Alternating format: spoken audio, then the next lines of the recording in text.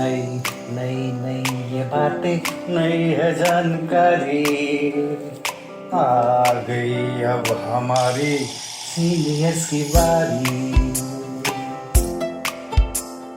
नई नई नई ये बातें, नई है जानकारी, आ गई अब हमारी सीनियर्स की बारी। इनके अनुभव से अपनी बदली दुनिया सारी, इनके अनुभव से अपनी बदली दुनिया सारी। टाटा टाटी नाना नानी करते बातें प्यारी। सुन लो तुम, समझ लो तुम, हाँ सुन लो तुम, समझ लो तुम, सुन लो तुम, समझ लो तुम, बात ये हमारी। खुश रखोगे इनको तो होगी खुशी तुम्हारी। नई बातें हैं ये देखो, नई जानकारी, आ गई अब हमारी सीनियर्स की बारी।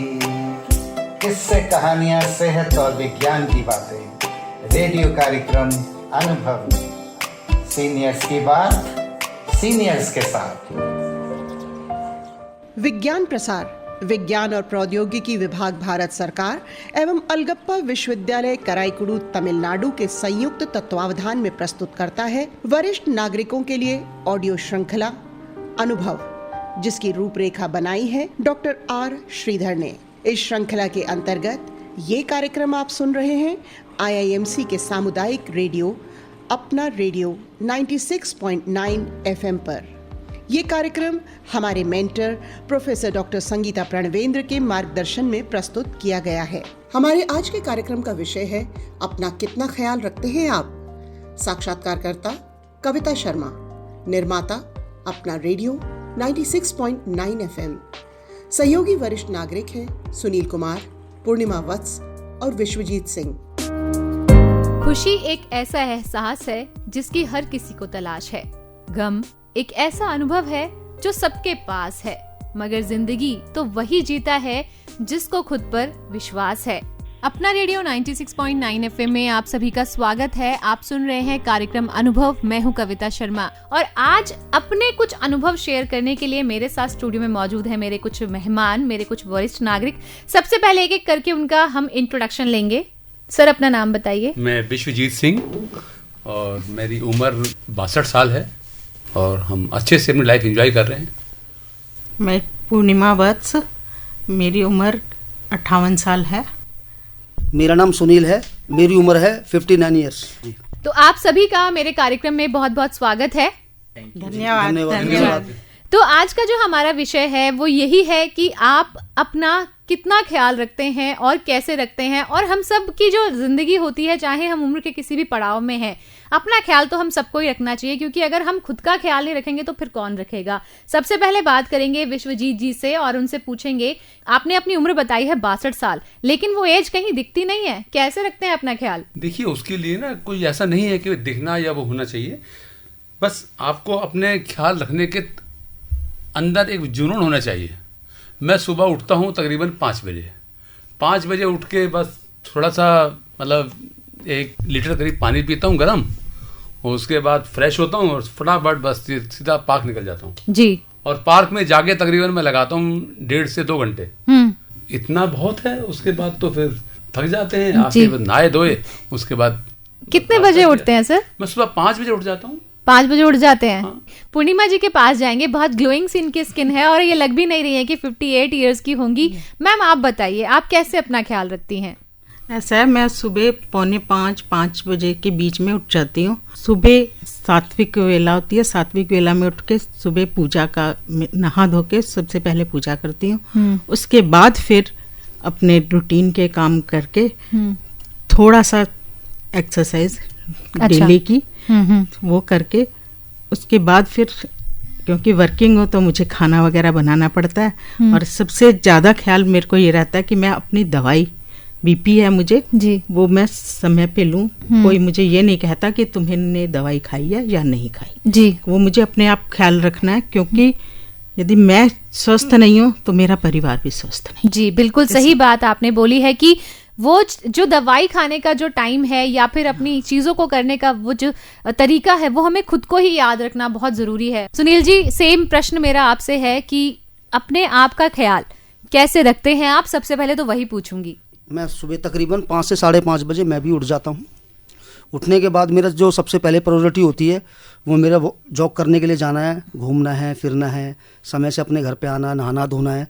उसके बाद में फिर अपना थोड़ा सा ईश्वर की, जो हमारे ईश्वर हैं, प्रभु हैं, भगवान है, जो भी कुछ है, अपना पूजा पाठ करना है। और अपने खान पीन पे विशेष ध्यान देते हैं। और संडे टू संडे खेलना कूदना, बच्चों के संग जाना, उनको समय देते हैं। बच्चों के संग हम खेलते हैं तो हमारी भी बॉडी फिट रहती है जी। तो थोड़ा सा एक्सरसाइज के तौर पे सब कुछ बेहतर चल रहा है। खान पीन पे विशेष ध्यान दिया जाता है। खान पीन पर विशेष ध्यान दिया जाता है। मैं विश्वजीत जी के पास जाऊंगी। जैसा कि सब लोग कहते हैं, जैसा खाए अन्न वैसा होए मन, और पुराने समय में ज्यादातर जो हमारे घर में दादा दादी और हमारे नाना नानी जो बड़े लोग होते थे वो अक्सर खाने पीने पर विशेष ध्यान देते थे, क्योंकि वो कहते थे जितना अच्छा आहार हम खाएंगे उतनी ही ज्यादा हमारी उम्र बढ़ेगी, हम बीमारियों से दूर रहेंगे। क्या इस बात में सच्चाई है? बिल्कुल है कविता जी। देखिए, अगर आप मेरे से बात करते हैं तो खाने पीने की बात करें तो मैं 62 साल का हूँ। मैं घी दूध खाने में परहेज नहीं करता हूँ आज भी, और अच्छा सा घी दूध खाता हूँ भाई। तो ऐसा कुछ नहीं है कि मतलब जहाँ हम भी खाते हैं, अपने पोती पोतों को खिलाते हैं, अपने नाती पोतों को खिलाते हैं, और सब आराम से खाते हैं। और ये तो है, अगर खाओगे अच्छा तो आप अच्छे रहेंगे, तंदुरुस्त रहेंगे। अगर आप अच्छा नहीं खाएंगे तो आपकी बॉडी फिट नहीं रहेगी। तो ये जरूरी है। हम योगा करते हैं अपने पोते के साथ, उनको साथ साथ बिठाते हैं, वो भी साथ करते हैं। तो हम तो हमारी श्रीमती को बिठा लेते हैं, वो भी साथ करती हैं। जी पूर्णिमा जी, अक्सर मतलब छोटे बच्चों के साथ जब बड़े बुजुर्गों का साथ होता है, एक तो उनके अनुभव साथ चलते हैं, हमेशा से देखा जाता है कितना फर्क पड़ता है एक बड़े बुजुर्ग का घर पर होना और उनके जो अनुभव हैं वो बच्चों में ट्रांसमिट होना। क्योंकि कहते हैं गुण जो हैं या जो सुविचार हैं या संस्कार हैं वो पूर्वजों से हमें मिलते हैं और हमारे घर के बड़ों से हमें मिलते हैं। किस तरीके से आप बताएंगे इस बात को? ये बिल्कुल सच बात है कि हमारे जो बुजुर्ग होते हैं वो ही बच्चों को संस्कार देते हैं। खेल खेल में ही उनको सिखा देते हैं कि ये मिर्च नहीं खानी है, ये ऐसे नहीं बैठना है, हाथ धो पहले। तो पता भी नहीं चलता बच्चों को और उनमें संस्कार आ जाते हैं कि पहले बाहर हाथ धो, फिर रसोई में हाथ धो, फिर खाना खाओ। इस तरह से उनको पता चलता है कि दूध के साथ ये चीज़ नहीं खानी। तो काफ़ी कुछ सीख जाता है बच्चा उनको। मतलब जैसे मैं वर्किंग थी, मुझे अपने बच्चों को ये सिखाना नहीं पड़ा कि आपको घिया खानी है या नहीं खानी। आज भी चाहे मैं नहीं खाती हूँ घिया, पर मेरे बच्चे खाते हैं। किसकी बदौलत? मेरी मदर इन लॉ की बदौलत। सब्जी वाला खड़ा होगा, कहेगी क्या लेना है, सीताफल ले लो। उन्होंने सिखाया है। वो कहते हैं कि यदि तुम्हें ये नहीं खाना ना, जैसे दही वगैरह नहीं ली, तो कि आप खाओ बच्चों को, कि नहीं तो ये डंडा रखा इससे ठोकूंगी। जी, मतलब खिलाना सिखाया है। माता पिता या जो घर में बड़े होते थे, इवन हमारे टीचर भी बहुत, मतलब मैं कहना नहीं चाहती लेकिन ये बात सच है कि हमेशा से थोड़ा डर जो है वो दिखाया जाता था स्कूलों में भी हर तरीके से। क्या वो जमाना अच्छा था उस वक्त में जब इस तरीके से चीजें होती थी, या आज के वक्त में क्या परिवर्तन आप देखते हैं? दूध घी या जो कहें हमारे पारंपरिक जो खान पान है जो पहले से चलते आए हैं, क्या वाकई ऐसा होता है कि उसमें बहुत सारे ऐसे तत्व होते हैं जो शायद हमें बहुत स्ट्रांग रखते हैं? आजकल बहुत सारे सप्लीमेंट भी है मार्केट में। बिल्कुल बिल्कुल, मैं सप्लीमेंट पे विश्वास नहीं करता। मैं विश्वजीत जी की बात से बिल्कुल सहमत हूँ। जो हमारा जो नेचुरल, पता नहीं कितने वर्षों से, कितनी सदियों से चला है, दूध घी तो ऐसी चीज़ है कि मरता मरता व्यक्ति भी जिंदा हो जाता है। अगर हम नेचुरल खाएंगे, अच्छा दूध पिएंगे, अच्छा घी खाएंगे, अच्छी दही यूज करेंगे, अच्छा अपना शुद्ध खाना खाएंगे, और अपने जो हमने कुछ शेड्यूल बनाया हुआ है अगर हम उसको प्रॉपर अच्छे तरीके से रूटीन में लेकर के अगर हम उसे फॉलो करेंगे तो डेफिनेटली हम थोड़ा सा एक लंबी आयु को जी सकते हैं जी, और हमारे से हमारे बच्चों को वो सीख मिलेगी। मैं एक ऐड करना चाहूँगा कविता जी यहाँ पर। देखिए, जैसे मैंने कहा तो आप ये समझिए कि मेरे को नाश्ते में सुबह तकरीबन आधा किलो दूध चाहिए जी। रात को सोते वक्त मैं शाम को खाना नहीं खाता हूँ, बिल्कुल नहीं खाता हूँ, सिर्फ फ्रूट्स लेता हूँ, और शाम को सोते वक्त मुझे फिर कम से कम 300-400 ग्राम दूध फिर चाहिए। तो अगर उसके इन बिटवीन घी वगैरह की बात करें तो वो खा लेते हैं। तो अगर बच्चों को भी अगर हम खिलाएंगे तो उनके हाथ पैर मजबूत रहेंगे। आप ये देखिए, आजकल के जो बच्चे हैं उनकी जो फिजिकल है वो इतना स्ट्रांग नहीं है। जितना हमारे वक्त में होता था। अब हम तो, मैं आपको बता रहा हूँ, मैं तो बड़ा मतलब वो हूँ, मतलब अजीब आदमी हूँ। मैं अपने बच्चों को उठा के ऐसे उछाल देता हूँ ऊपर, उनको उठा के झुला देता हूँ अभी भी। तो उनका सबका, उनकी जो अगर मतलब बात करें, लोग कहते थे कि पहले अगर किसी की माँ की हाइट छोटी है तो बच्चों की हाइट छोटी रह जाएगी। मेरी वाइफ तकरीबन 5 फीट की है और मेरे बच्चे मेरे से लंबे लंबे हैं, और हमें मालूम है हमारे जो पोती पोते होंगे वो भी और लंबे होने वाले होंगे। क्यों? क्योंकि हमने उनकी फिजिकल एक्टिविटी के ऊपर ध्यान दिया जी। हम उनको हर तरीके से फिजिकल एक्टिविटी करवाते रहे, उनको दौड़ाते रहे, उनको खिलाते रहे, उनके ना खाने में कमी की, ना उनकी फिजिकल एक्टिविटी में कमी की, तो उनकी ग्रोथ बढ़ेगी नेचुरल। अब आजकल लोग क्या है, मोबाइल में लगे रहते हैं। अब उसको माँ बाप ने भी खाना दिया तो उन्होंने खा लिया, नहीं तो वो मोबाइल में लगे हुए हैं जी। तो मेरे हिसाब से मोबाइल देना चाहिए जहाँ जरूरत हो वहां पर, वरना इससे थोड़ा सा परहेज ही किया जाए ज्यादा। जी बिल्कुल, आप हमारे अनुभव से बात कर रहे हैं। बिल्कुल सर, ये अनुभव ही तो है जिसके बारे में हम आज चर्चा कर रहे हैं, क्योंकि अनुभव इस प्रोग्राम का नाम भी है।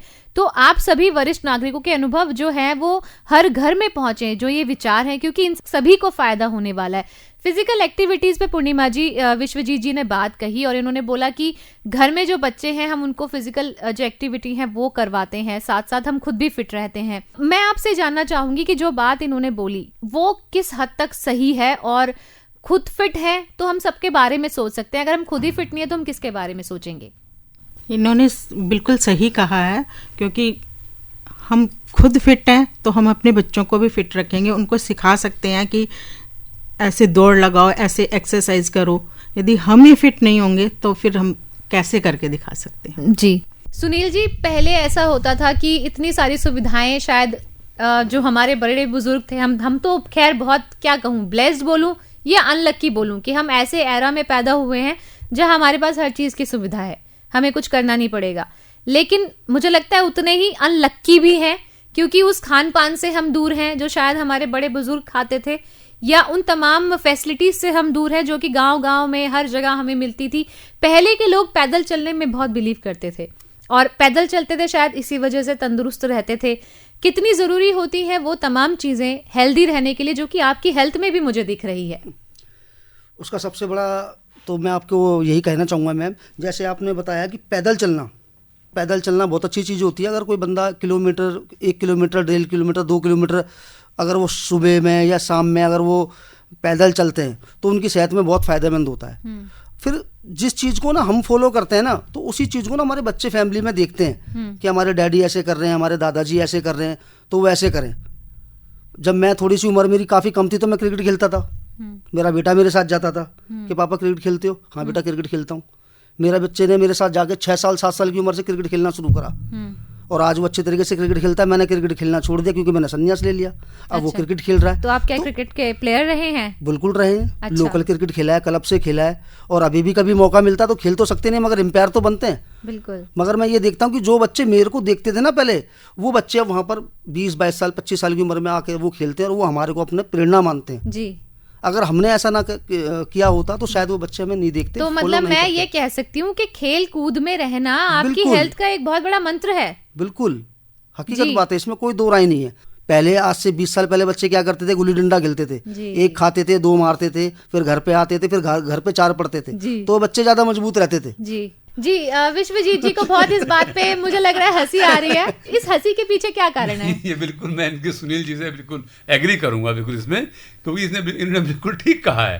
भाई हमारे वक्त में क्या होता था, जब हम छोटे होते थे तो हमारे वक्त में हम लोग दूर तक खेलने जाया करते थे और खेलने की इतनी छूट नहीं होती थी। घर वाले कहते थे पढ़ाई करो। अब पढ़ाई कितनी करें भाई, खेल कूद भी जरूरी है। जैसे आप खेल कूद के आते थे तो लगता था घर से वहां से खेल कूद के आए और घर पे आते 2-4 पढ़ती थी। तो इसलिए मेरे को हंसी आ गई। सुनील जी से मैं इत्तेफाक रखता हूँ। मैंने बहुत क्रिकेट खेली, मैंने बहुत वॉलीबॉल खेली, बहुत कबड्डी खेली, मतलब हमने कोई खेल छोड़ा ही नहीं। तो हम वही चीजें अपने बच्चों को देते रहे।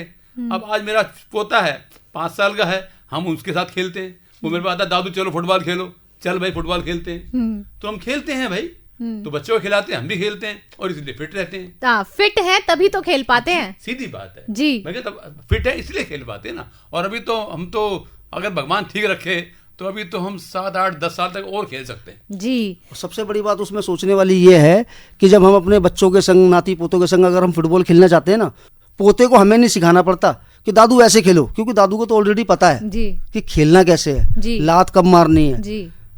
बॉल को कब उड़ाना है। वैसे वो एक्सपीरियंस भी बहुत अच्छा रहता है ना जब आप नाती पोतों के साथ खेलते हैं। अरे बड़ा मजा आता है। ऐसी तो मतलब सबके हम तो कहें ऐसी जिंदगी भगवान सबको दे जैसी हमें मिली हुई है। जी। हम तो यही कहेंगे। जी, तो अब इस प्रोग्राम का जो समय है वो खत्म होने को है, लेकिन जाने से पहले बारी बारी मैं आप सबसे अंत में एक सुझाव अपने सुनने वालों के लिए लेना चाहती हूँ, क्योंकि आप सब लोग बहुत फिट हैं और सब लोग फिट रहें। आप क्या संदेश देना चाहेंगे? देखिए, हम तो मेरा तो ये मानना है कि फिट रहने के लिए सुबह जल्दी उठें, और जैसे मधुसूदन जी ने कहा, मैं उनकी बात को मैं ये ऐड करना चाहूँगा कि योग भी अपनाएं, मगर योग के साथ थोड़ा सा ग्राउंड में बाहर खेलने भी जाएं, अपने आप को थोड़ा सा उसमें रखें, अगर खान पीन का विशेष ख्याल रखें, बस यही सब रखें तो काफ़ी है, बस चलता रहेगा।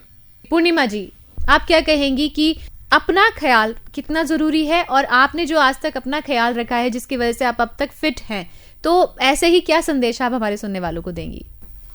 बस यही कहना चाहूँगी कि अपना ख्याल रखोगे तो दूसरों का रख सकते हो, अपना नहीं रखोगे तो दूसरों का कैसे करोगे? यदि हम खुद ही बीमार हैं तो मैं किसी की सेवा कैसे कर सकती हूँ?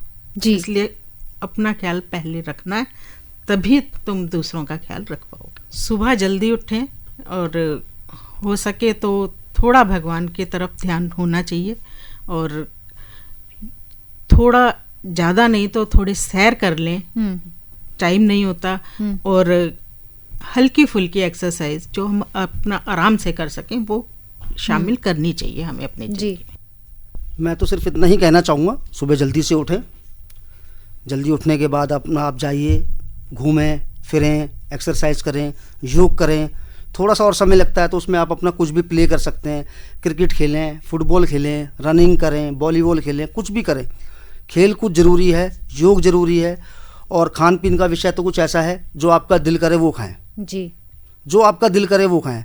अब आपका दिल करता है कि मुझे ये खाना है और घर वाले कहते हैं मुझे वो आपको नहीं खाना चाहिए, तो वो भी गलत है। जो आपका दिल करता है खाएं, मगर अपने रूटीन को बना के रखें, उस रूटीन को इस तरीके से आप फॉलो करें कि आपका जो स्वास्थ्य है वो अच्छा रहे, और जो आपके प्रति जो आपकी फैमिली वाले हैं वो सब आपको फॉलो करते रहें, और उसके साथ आप भी चलते रहें। जी, मैं यही कहना चाहूँगा। जी, बहुत अच्छे विचार हैं आप सबके, और मैं तो यही कामना करूंगी कि जैसे आप मेरे सामने आज फिट बैठे हैं और आपने इतनी अच्छी जो चीज़ें हमारे सुनने वालों के साथ शेयर की, अपने एक्सपीरियंस लाइफ के बताए, तो आप सभी को आपके अच्छे स्वास्थ्य के लिए बहुत बहुत कामनाएं। आप सभी मेरे कार्यक्रम में शामिल हुए, बहुत बहुत धन्यवाद। आपका भी धन्यवाद। आपका भी धन्यवाद, बहुत बहुत धन्यवाद।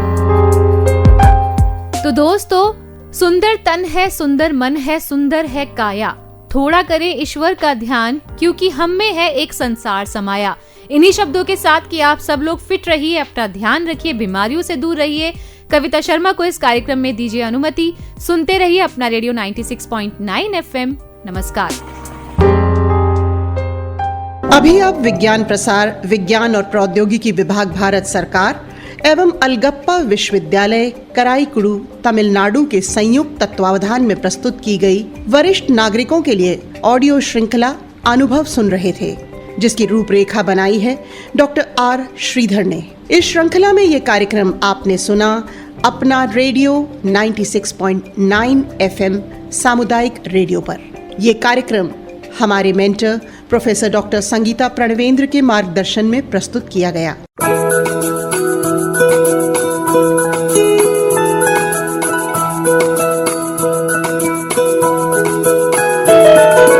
मेरी ख्वाहिशें, मेरे अरमान, मेरा बस यही सपना, जिंदगी में हर कोई समझे हम सफर मुझे अपना, अपना बस अपना।